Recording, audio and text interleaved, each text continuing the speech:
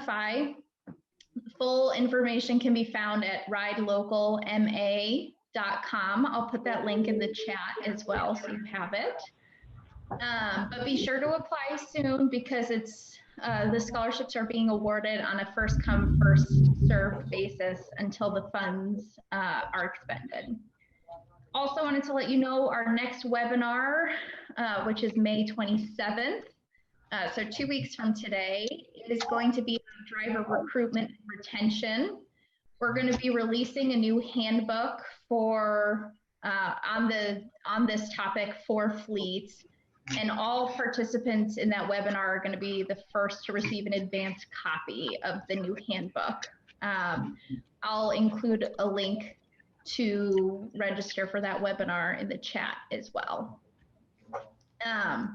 And last, we're hoping that Nick Giaquinto for Mass Development, he is registered and planning to attend today's conversation. We're really excited. As a lot of you know, Nick has been instrumental in the process that's helped so many fleets secure important grant funds. And he also manages TTA's grant that offers so many of these educational opportunities like today's webinar. So we're hoping to see Nick today and give him a quick hello. So with that, I'd like to hand it over to Michael Shabkie and Melissa Jankowski from NEMTAC to talk to you about accreditation. Thanks so much. Thanks, Amanda, and thanks, Al and the TTA team for having us for the second month in a row to talk to you all a little bit about the keys to success for NEMT providers. Today, we're going to be talking about the importance of NEMTAC accreditation and how to achieve it, and the specific offerings that we have for mass providers. We are also changing the webinar series up a little bit in that we're shortening our presentation so that we have more time for questions, since we're getting flooded with questions and we want to be the best resource for you all. So please take advantage of that chat box and send some questions through. We already have a lot to answer, so we're just going to dive right in and get going on today's webinar. So a little bit about NEMTAC, just to get started. NEMTAC was formed in 2018 to create national standards and best practices for the NEMT industry, such as accreditation and certification. We recognize that although the NEMT industry is very fragmented, there was an enormous opportunity for NEMT companies to be fully integrated into the healthcare system and have a seat at the healthcare table, because the NEMT industry is so important to critical partner in delivering positive outcomes. So NEMTAC was established to do simple things, to ensure safety, promote accountability, and enhance reliability. If you want to learn a little bit more about NEMTAC after the webinar, go ahead and touch on the website at www.nemtac.org, but we're also going to be talking about that a little bit in the presentation today because we have some resources for you. So last month, when we presented on NEMTAC certification and training for the NEMT driver, we also talked about how NEMTAC is driving change in the industry, which is setting up what we'll be talking about today by setting American national standards, developing credentialing, data repository, having a conference, magazine, accrediting organizations, and certifying drivers. So today we're going to be talking about accreditation. But before we do, it's important for you all to understand a little bit about NEMTAC's critical first order of business. When we first were formed, we became an ANSI standards developer. And we knew that we couldn't be developing national standards without being an accrediting body. The methodology and validation process that ANSI promotes is what the healthcare industry and government, et cetera, all use. And so NEMTAC is a neutral third-party ANSI standards developer. So we're not a trade association, which gives us the opportunity to partner with organizations like the Transportation Alliance. And developing national standards is a thorough process, which is peer and consensus driven. And our advisory boards have worked really hard and diligently to create these standards. So today, while we're talking about the accreditation standards, the accreditation standards are for organizations to receive NEMTAC accreditation. Oops, there we go. There we go. So NEMTAC is the only national NEMT accreditation program. we design the accreditation process in our Accreditation Advisory Board to promote the quality of care in the NEMT industry. We do this through an intensive review of the NEMT organization and implementation of the industry best practices. By obtaining accreditation, it distinguishes organizations as having met the NEMT industry standard of excellence. Through our pilot process, we are proud to announce that we accredited our first organizations in October, and we now have companies accredited in Alabama, California, and Georgia, which are the logos that you see up on the screen. And we have more companies in the queue to become accredited. Once we accredit those companies, we'll be able to add Mississippi, Minnesota, and Massachusetts to the list, which we're really excited about.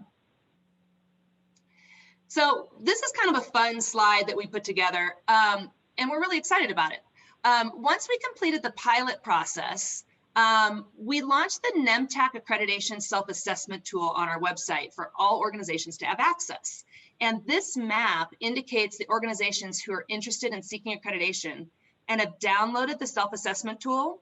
And at last count, we already have had 76 organizations covering a good portion of the US download the self-assessment tool.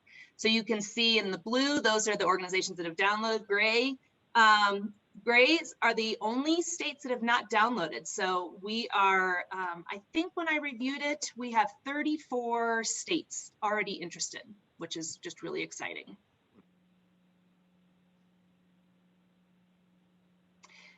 So let's talk about the accreditation process and where to begin. I have up on the screen here a mock-up of the NEMTAC website. So if you go to the website under the accreditation tab, you will see the steps to begin accreditation.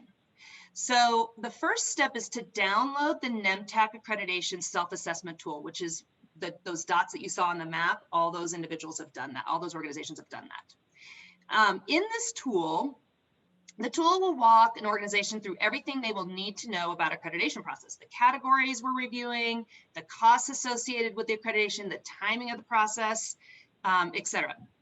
So once the packet has been downloaded, an organization will take a deep dive into their own organization and review the preparedness for accreditation, which is what step 2 is.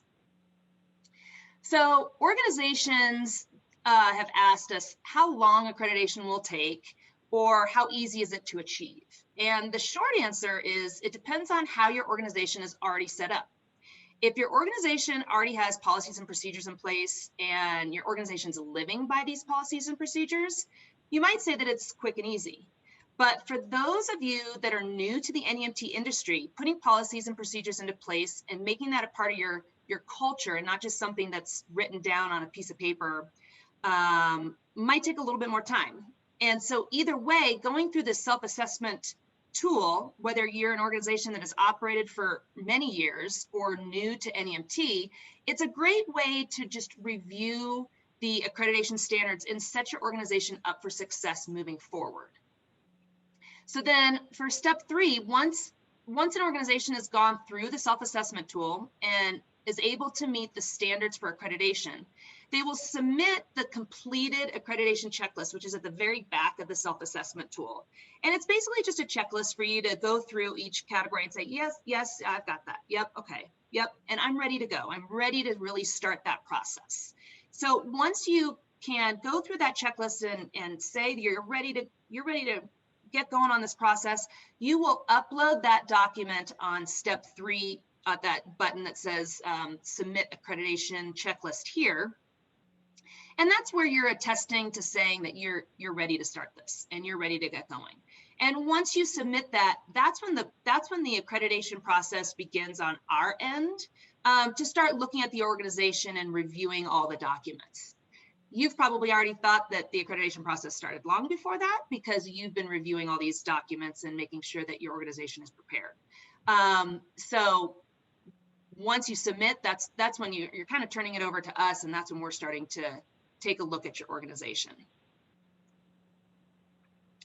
So these are the categories that are the NEMTAC accreditation categories. So NEMTAC accreditation promotes best practices through the accreditation process, and we're looking at the organization from the top to bottom, and it encompasses all these 7 categories, which is kind of a wide range, organizational management, human resources, driver credentialing, compliance and ethical billing practices, vehicle maintenance, fleet operations, and call center. And today we're going to go over these categories in a little bit greater detail and kind of highlight some few points that are, you'll see as Mike goes into this in greater detail. There are a lot of, in some categories, there are a lot of bullet points, and in other categories, there are just a couple. But we're going to highlight a couple that are important for you to pay attention to, and Mike's going to go through all that with you. So I'm going to turn it over to Mike now for him to walk through each of these categories for you all and give you a little bit of assistance on what accreditation looks like. Great, thank you, Mel. Hi, folks. You know, it's a daunting process, right? To think about accreditation, to think about what that means, and you know, as we wrap up, and definitely in the Q&A section, you know, I want you to feel free to ask detailed questions, either through the chat room and or audio, you know, for visual or for audio. Ask questions towards the end because there's a lot to unpack. So we're going to start with organizational management, just like Melissa talked about our categories. And you know, organizational management is it's pretty cut and dry. But the first and foremost one is the policy and procedure manual, and Melissa alluded to it a moment ago. It can be very overwhelming and daunting, right? To think about developing a true formalized policy procedure manual that is a living, breathing document each and every day. I think that there's a takeaway on organizational management is that you know, we do take a deep dive in that policy and procedure manual to match up with the actual operational practices. And and I think that's intimidating to some, but the earlier you do it in your organization, the better it will be. And nothing happens, it has to happen overnight. You know, accreditation to me is a marathon, it's not a sprint. You know, we want to make sure that you're prepared. We're going to help you prior to get into that application process formally. If you're missing stuff or you have questions, you know, that's what we're here to do. And we'll even talk about a pre-conference workshop coming up in our conference coming up in September. So with that, service line capabilities, federal licensing, like I said, you know, everything's pretty cut and dry.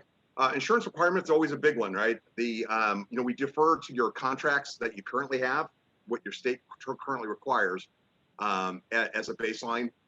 We don't mandate any specific insurance requirements, dollar amounts. I think someday there might be that consensus with the industry down the road, but that doesn't exist today. So, but we are going, you know, obviously you need to have everything in check and everything, you know, up to date.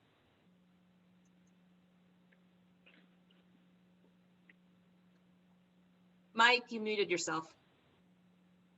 Thank you. That's a rarity that I do. So human resources, you know, there's a lot of, by the way, this probably generates a good majority of our questions from folks because a lot of organizations out there have a blend of full-time employees and independent contractors, or some organizations just could, you know, contract with independent contractors. I think you're geared, this industry, your industry, right, is geared to a lot towards independent contractor.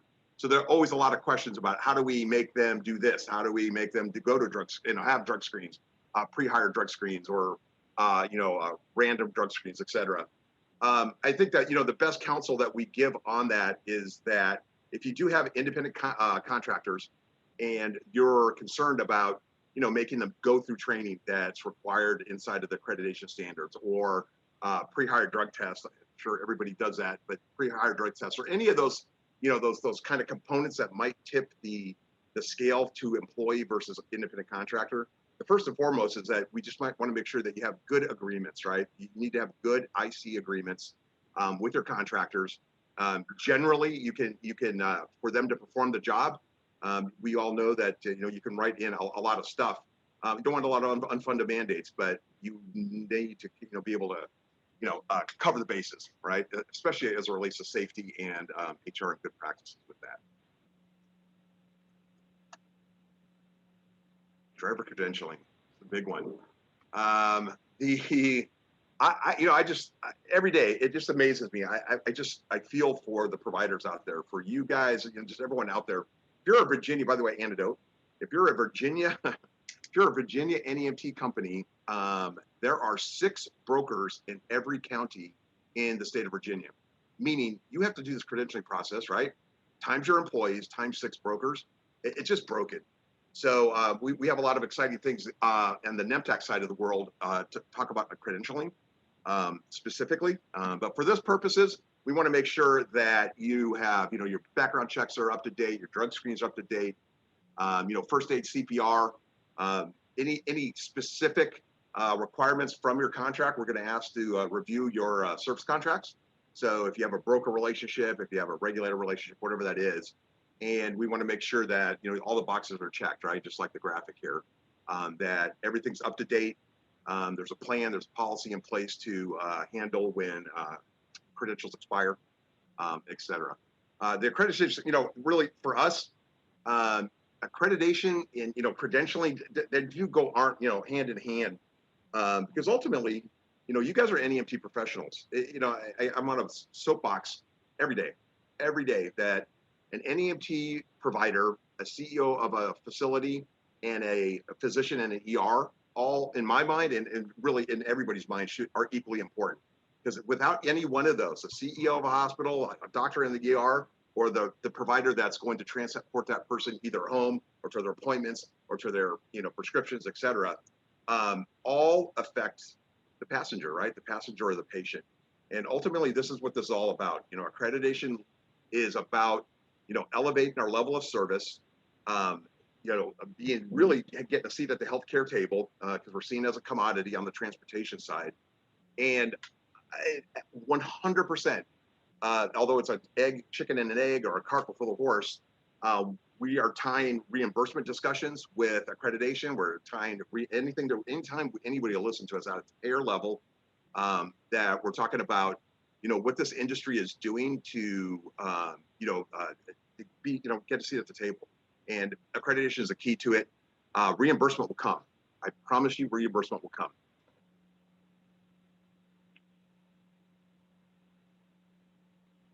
There we go. I don't have to click. Yeah. So compliance and billing programs. You guys are unique because for better or for worse, Massachusetts just went through an extraordinary audit process last year. Towards I think it was winter of fall of 2020, and there was an audit by the Office of Inspector General, which, by the way, they're going to do and are in the process of doing, I believe, for all 49 other states related to NEMT operations.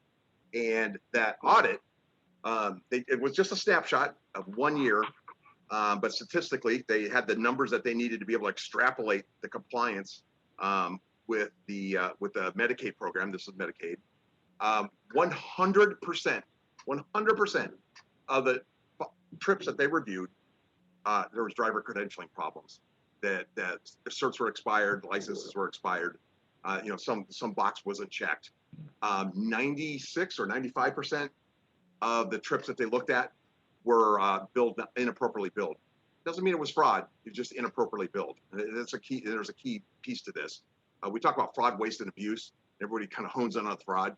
The waste and abuse side of it is, just things that codes not being done properly, forms not being submitted appropriately, that should have been caught at some point before being paid. Because of that audit, the state of Massachusetts had to pay back $14 million. And that is basically, it's 50%, if you know or don't know, but Medicaid is it's both a state and a federal functionality or responsibility. The states pay 50%. There's 50% matching funds. The government took back their 50%.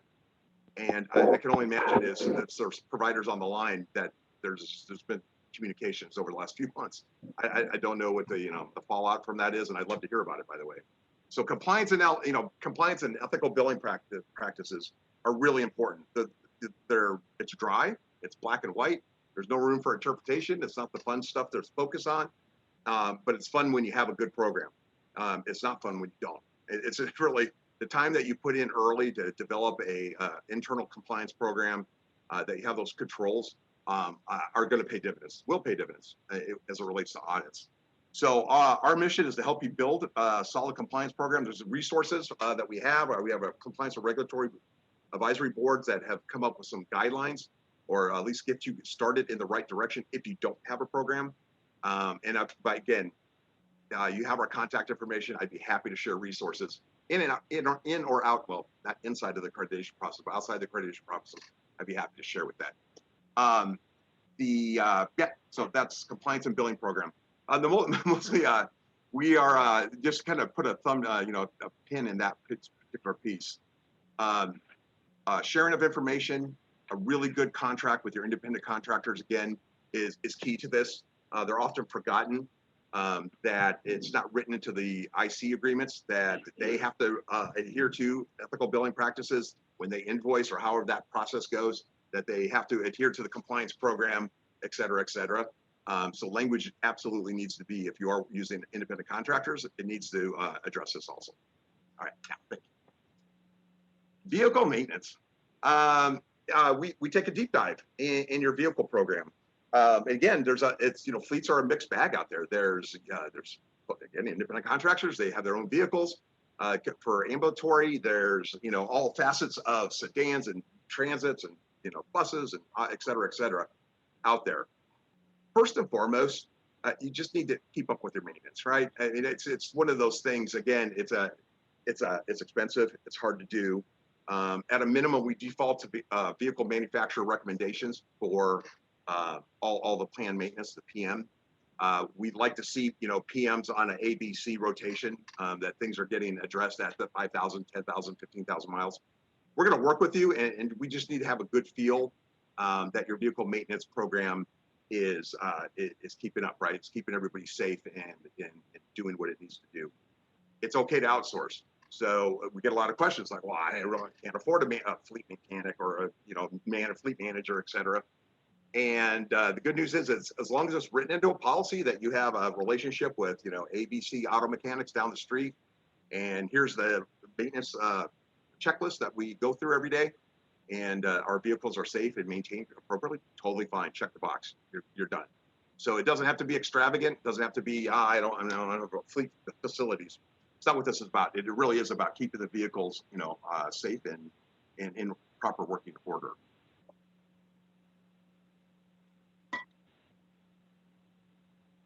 The fleet operations.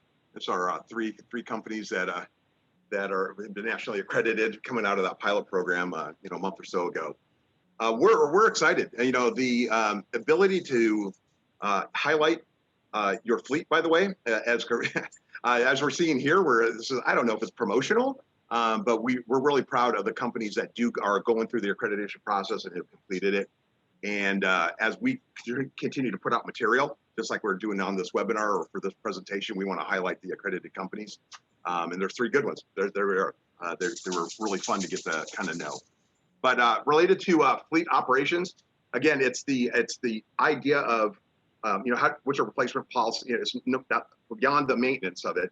It's fleet operations is the the ability to have a good working capital expenditure plan. How do you rotate your vehicles through?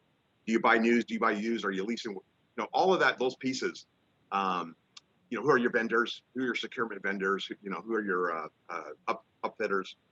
Are things that we're going to look at during the fleet operation. What we don't obviously wouldn't like to see is what I saw before I even started NEMTAC was wheelchairs being secured down by bungee cords.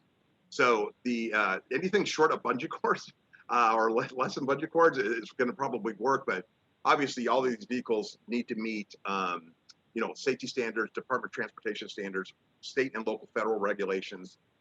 Those are all things that we're going to defer to as it relates to your fleet operations as a whole, right? Not just the individual vehicles, as a whole. But don't be intimidated. We're not looking to say, I'm sorry. We're saying you have to have a new fleet, right? You have to have an upkept fleet, and and we all know the difference for that. So communications. Sorry. So communications, call center operations, dispatch operations, people call the dispatchers, call centers, customer centers, contact centers, are all kinds of different names for it. But ultimately it's, there's a couple things we look at. First of all, the forward facing persona of your company. How do you answer the incoming requests? How do you handle customer service complaints or issues? How do you resolve them? What department did they go through? Is it the owner that does it? Fine. That's a good answer, as long as it's written into a policy and it's described appropriately. Whatever that situation is going to be okay. Call centers, again, can be outsourced. It can be insourced. There's a variety. There's a lot of people doing a lot of really innovative things related to get their, just having that 24/7 telephone number, being able to be picked up.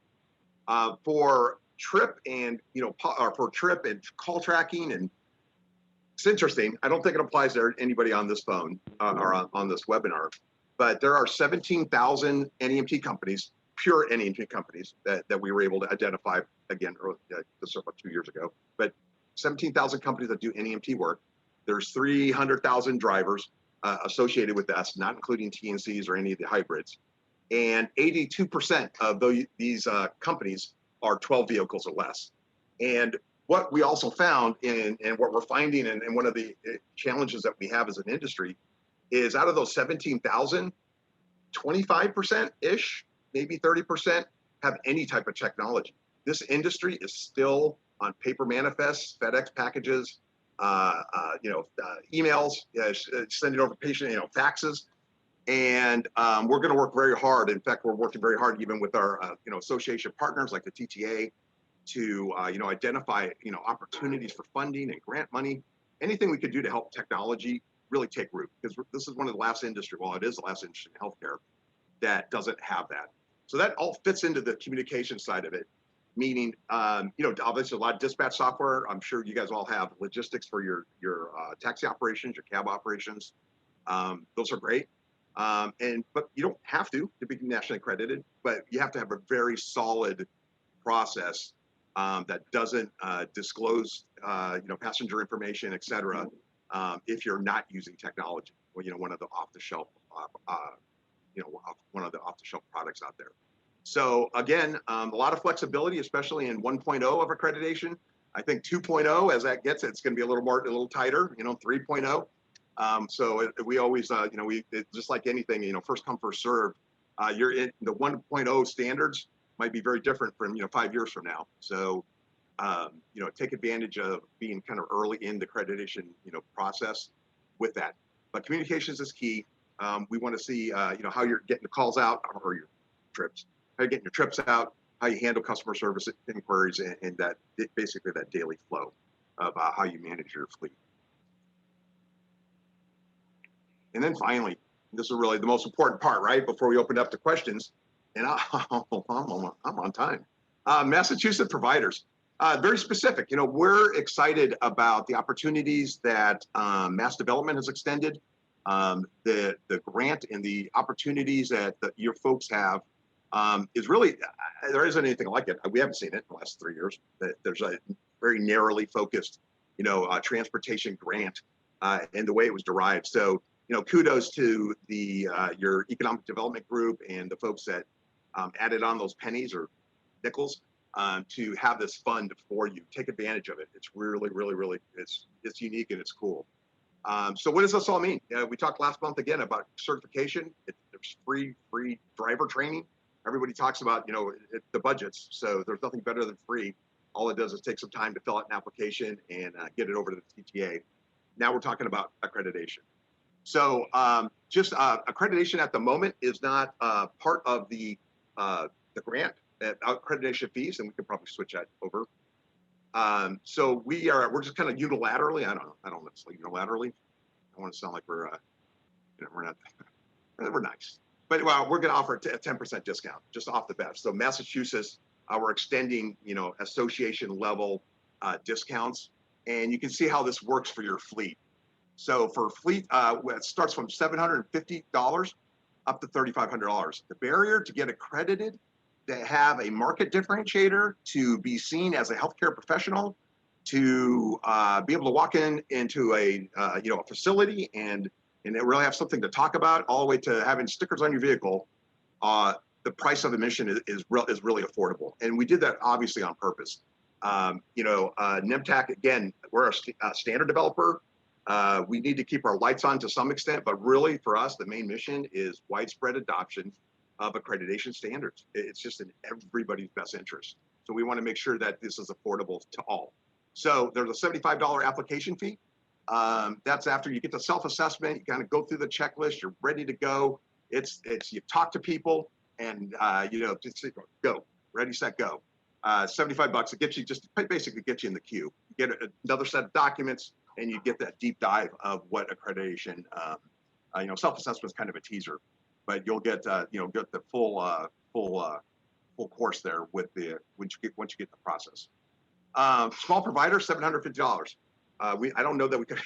We had a lot of there was a lot of debate at the early, at the low end, because again, we want to make this. You have one vehicle, you have two vehicles, you can become accredited. You can have a very solid operation. That's how everybody grows. So this isn't urban or rural or big or small or many employees versus low. What we want is the mission, right? We want, again, what you heard, insurance, safety, reliability, accountability. That's what this is about. So 10% off anything over the 3 vehicles and above is for that. And then just a reminder, the free, right? So the certified transport specialist, 2-year certification, first in the nation. It's a patch, it's a decal, it's a curated group of classes for courses that take over 6 hours, and inside those 6 hours, you're going to walk out. If you haven't been exposed to it, you're going to walk out an NEMT professional. It really is. We're gearing it to that way, to be able to just view your world a little bit differently. It's free. And ultimately, and then we also have conflict resolution available. Conflict was it's a one-off course, and it was interesting when I was asked to develop it that I was like, I don't know. I wasn't expecting a conflict to be like the first industry ask. And but the more I thought about it, think about all the folks that you we are interacting with every day, right? You're dealing with lost items, you're dealing with plates, you're dealing, all that whole thing. Conflict resolution really gives the driver, the provider, some tools to de-escalate if things get crazy, to know how to handle situations appropriately. Just gives you kind of a couple tools, tips and tricks to have in your back pocket. It's based on verbal judo. If those folks that that program, that firefighters, EMTs, firefighters, and police officers have to go through. So we took some of those principles and rolled it out in conflict. So free for you. So yeah, with all that, go ahead. I was going to say, I think one thing to add that we did not, sorry, I'm getting some feedback. One thing to add that we did not touch on is the NEMTAC accreditation is a 3-year accreditation. I don't know why we didn't touch on that at all. My apologies. But so this is a process when Mike talked about the different, if you get in now, you're going to be looking at the 1.0 version. And things will change over time, just because we know that standards change over time.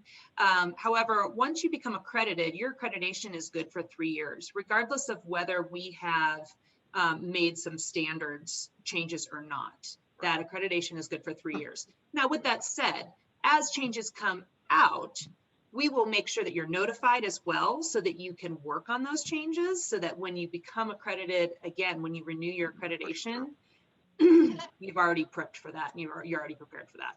So that was just one thing to add that we didn't. I don't know why we didn't touch on it. But. We talk about it so much. So that's NEMTAC accreditation. That's national accreditation. It's as a foundation, we want to set you up for success. There's a tremendous amount, and I don't think we listen to or hear about it enough. Tremendous opportunity over the next. To me, it's always about 36 months. Over this next 3-year period, payers want to pay more. It's just hands down. Your NEMT transportation and ambulance transportation are the only 2 modalities to effectively move people around in the healthcare system. And the spread of those dollars is where we want to sit. So we don't want people going to ambulances, because they miss an appointment, go over to ambulance, to an ER, to an admit, back home, and have that cycle. Viable transportation, viable NEMT providers are critical, and they're being recognized by the healthcare folks, and it's exciting to see. So it's a journey, and hopefully you'll be on the wagon with us. We have a big tent, big umbrella, big tent for everybody to participate. And with that, I'm going to stop, and I think we have some questions. Is that correct? Hey, yes, thank you. Oh, sorry, I'm getting some feedback there. Yes, we have some questions coming in. The first just came in from Cheryl. Can the fleet NEMTAC accreditation be covered by the scholarships that TTA will be providing as part of the grant program? Yeah, so we're hopeful. It's not. So the answer is no currently, but we do know that there's been some discussions, and I'll let maybe somebody else weigh in on it. We would absolutely extend, accreditation or any of our programs, right? We would extend it to the grant. So however it gets administered, I think it'd be terrific. Cool. Is Al? Al, I just sent you an unmute request. There you go. Okay, there we go. So on the accreditation, actually, we have a new scholarship we're rolling out later this month. That's for the fleets. We've just recently rolled out the scholarship for drivers that fleets and drivers can apply for. But the scholarship for the fleets is different, and Mass Development has not yet said, actually, we haven't asked them, therefore they haven't answered the question of whether or not accreditation would be covered by the fleet scholarship. We're hopeful it will be, but we don't know that answer yet. Yeah, that'd be terrific. Yeah, well, again, what an opportunity, for providers of Massachusetts. Perfect. We also have another question here. Does the CTS certification incorporate DDS checks? Yeah, DDS. What is DDS?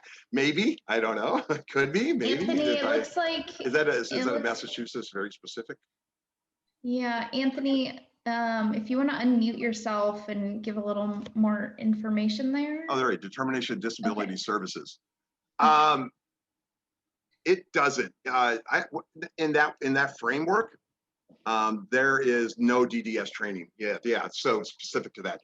We do have special considerations transporting folks that have disabilities. We do have ADA in it, service animals. So it's probably components of the DDS. But in that formality, we would be happy to share. It's on our website, I believe, right? The objectives, our course objectives. You can see each of the courses and then the description for what each of those courses are. It might check those boxes, but specific to DDS as not. Yeah, Anthony also state specific. Yeah, for us, it's state specific. Okay, yeah, Anthony is also clarifying that it's about national background checks as well. Oh, well, national background checks is definitely part of the credentialing section of accreditation.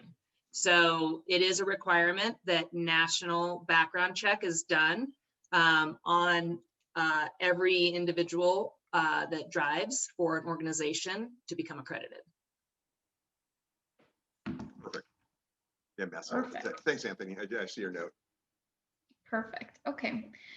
Sarah, I see you have a question about the mass development grants and how to apply, which I can see if we can get you that information. I just have to pull it up, I think, on a different screen. I love the chat. For some other questions, so how can NEMTAC accreditation help my company gain more of our local NEMT market share?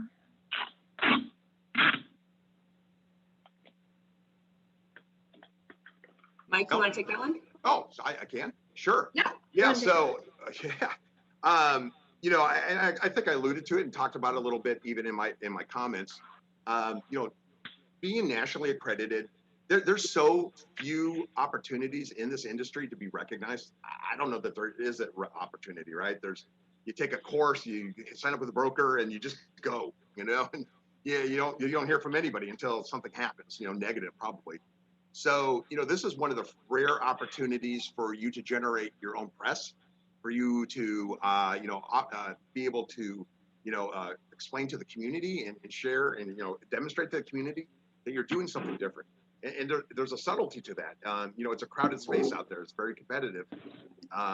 For you, somebody that really goes through this process and, allows this, 60, 90 days of, people looking in all the nooks and crannies, and to come out at the other end is really is something to celebrate. So I give an example. Our first company, it was one of the three, they bought billboards. by the way, I think they bought a billboard in front of their competitor's building. I mean, they went out and they promoted it. You know, they had banners. They invited hospital staff and nursing staff in, and they did a big open house barbecue, and they made it a celebration. And that turned into business. It absolutely turned into some skilled nursing home business. So that's part of that, right? Ultimately, you're going to have, I think, happier employees. You're going to have happier customers. And that also always translates, because again, when you have a well-run shop, you know, generally the day goes better, right? Not perfect, but the day will go better. So there's a lot of pieces that make your, you know, make sure that you differentiate yourself in the market.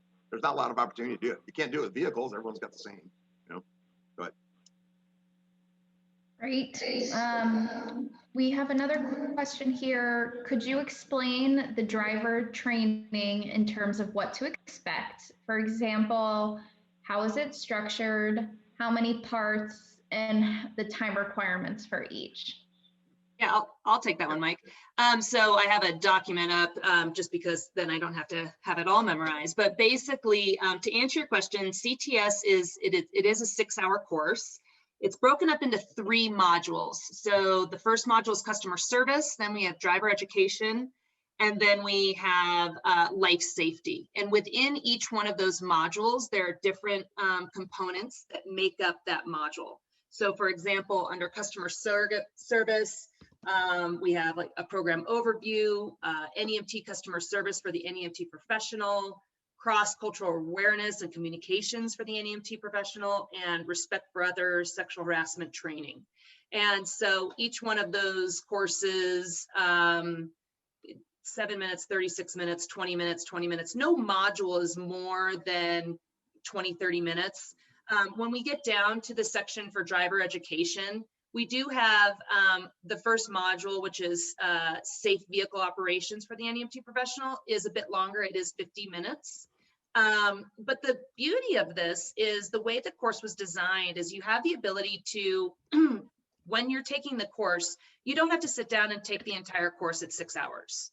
You have the ability to go in and take as much as you can, get through a quiz, because there are quizzes throughout the course. And if you have to break away, it will pick up where you left off. So you don't have to sit down for a 6-hour chunk of time to go through this. And I think Amanda's putting up the document that I'm actually going over right now. That's perfect. I can share screen. Yeah, that's great. Yeah, so if you click on that link, then you'll be able to see exactly what I'm talking about here, and you'll be able to see just the different modules within driver education, with everything. And so then driver education has 1, 2, 3, 4, 5, like, you know, another 6, 7, 8 different topics. Awareness on wheelchair, wheelchair transporting patients with wheelchair, back injuries, safe lifting techniques, ethics for the NEMT professional, understanding DNR, do not resuscitate orders, violence in the workplace, fraud, waste, and abuse, and HIPAA. And then finally, life safety, which is the last module. That's hands-only CPR, AED, and first aid, and bloodborne pathogens. So that's the breakdown of the course. But again, go to that document that Amanda just put up, and it'll give you kind of the details and the breakdown of the course objectives. Yeah, it's been kind of interesting to see how people have used that. We have some providers that's our orientation now, right? So for small providers that didn't have orientation, this is almost a one-stop shop. The company in California is like, they called, you know, just literally to get an outline for an orientation program, and then we send them this, and like, it checks up most of our boxes. So we're going to add little pieces here and there that are, you know, local to them. You know, you could have a 2-for-1. It depends on the size of your operation, right? The bigger you are, obviously you're going to be more formalized, but it could be helpful for a small provider. Great, thank you. Will this accreditation be officially recognized by NEMT Medicaid brokers that work nationally? Yeah. So, you know, it's interesting. Pre-formation, I mean, early on, you know, a couple of years ago, I basically did a roadshow, and we went and talked to most of the brokers. I can't say all of them, but the big ones, right? We all know who they are. and a couple of the regional ones, and said, hey, look, this is the concept of developing national standards, of accrediting companies. What do you think about this? And to be honest, I didn't think I would get the answer that we got. And it came from every one of them. And when I say everyone, it's leadership in those organizations, right? Executive leadership. And it basically was summed up with anything that you can do, NEMTAC, to help the provider is going to help us, right? You make them more viable. They're well trained. It's just that we're going to have the positive effects also, and our payers going to recognize us better. So they embraced it. It was really an interesting conversations that I had with that. As time has gone on, we have representation on our advisory boards from the major brokers. When there was a founding board member was with Bayo, and so the answer that's along the line is saying yes. We're Switzerland. We're not. We are not beholden to any key stakeholder or any key interest anywhere in the industry. So that gives us this unique ability to float in and out of everybody's challenges and opportunities, and be really supportive with that. So we're excited about where accreditation is going to go. Ultimately, our goal though is this is national standards, right? These will become national standards. Doesn't mean it's a barrier to give service. We're not a regulator, but we want to be able to again set that benchmark for what are going to be best practices. Awesome. Will becoming accredited, oh my gosh, I'm sorry. Accredited help me to be able to bid against national companies for paratransit work. I'm sorry, I can't speak today. Sleep deprived from my child. Accredited. Try to write that every day. So will accreditation help them bid against companies is the question. Yes. Is what you're saying? Yeah, I mean, the short answer is absolutely. Anything that's a market district, just like what Mike said, anything that's a market differentiator will always help you set your organization apart. And we've even heard of a couple examples, just kind of an anecdote. We had an organization that actually was in the RFP, was that they the organization that sent the RFP out, it was a big payer in California, wanted the organization to become accredited. So that was one of our pilot program organizations that became accredited. They went back to the organization and said, we are becoming accredited. We're in the process of this accreditation, and we're seeking a NEMTAC accreditation. It's new to the industry. It's the only accreditation that exists for the NEMT provider. Are you? Yeah. How does that work for you? And they said, oh my gosh, that's phenomenal. We didn't even know this existed. Yes, because it's specific to the NEMT industry. And so this is a payer that actually wrote into their RFP. And I want to say that they won it just because of that, just because of NEMTAC. But they did. They were successful in the bid, right? Yeah. So there was that. So, I mean, so there's kind of a little anecdote. So yes, the short answer is yes, it will help you in the bid process, because when you become an accredited organization, you are going through and you have policies and procedures in place that are showing whatever the national company that you're bidding, or the RFP that you're responding to, that you do all these things within your organization. You have policies and procedures for everything that you can think of in the NEMT industry.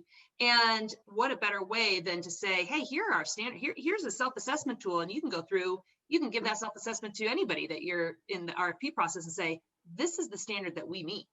So that's another, yes is the short answer. Yeah. Long answer, yeah. Short and long. Yeah, yeah, no, that's exactly right. Yeah. Awesome. We've got another question in the chat. So is it possible for us to sign up our drivers and apply for the scholarships and then guide them to the course? Our hope would be that they would all decide to become accredited. Sometimes they need a little push and assistance. Maybe Al answered that. So related to the grant, right? Read that. I'm sorry, read it one more time. But how do the pathway, maybe talk about Al again. I was starting to type a response, but I'll just give it orally instead. So a company can apply on behalf of the drivers affiliated with that fleet. So if you have employee drivers, obviously you can apply for the grant for them, this course, the CTS course, for example, and you can tell them to take it, right? If they're independent contractors, the fleet can apply for it on behalf of the independent contractor drivers that are affiliated with that fleet and make it available to them. It's up to the fleet how they encourage the drivers to take it. But the answer is yes. You apply for the scholarship, assuming we approve it. What we do is we don't give the fleet any money at all. We go to the NEMTAC, we buy those courses on your behalf, and then NEMTAC provides you with the passwords for X number of courses, and that's how you get set up. Actually, I know we pay NEMTAC. I'm going to let the NEMTAC folks tell you what happens after that. Yeah. So basically what happens is once you've been approved and Al has gotten back to you and said, congratulations, you have been awarded X number of seats, let's say, in the application, you have to say, we would like to, we're applying for certified transport specialists and we have 20 drivers, let's say, as an example. So Al gets back to you and says, congratulations, you have been awarded 20 seat licenses for certified transport specialist training, and you will be notified within the next 24 to 48 hours of how to access that course. So then from there, what Al will do is Al will get the information over to the platform where the course is hosted. They enter in all the information of your organization, and you will receive an email that will come from it'll say NEMTAC. It'll be a NEMTAC address at SafetyServe, but that will be in the letter that Al sends to you congratulating you. So you'll be expecting that. And so in that email that you get, it'll say you have been awarded 20 seat licenses to CTS through the Massachusetts grant. To access this course, please click on this link. This is the link to access the courses. And here are 20 codes for you to give to your drivers, your respective drivers. And so from there, as the owner, I would say, okay, Mike, here's your code. It's 1, 2, 3, 4, 5. Al, here's your code. It's 6, 7, 8, 9, 10. And you give these respective codes out, and then they just click on that link, they type in that code, and they're off to the races. Yeah. So that's the process in which it will occur. You have visibility, right? At certain levels, right? The company owner knows who's going through, who's what completed, not completed. You'll be able to track your employees. Is that correct? Now I'm asking that now as a question because I see Melissa's face. Be able to know that your employees have completed the courses. Actually, no. Certain numbers, right?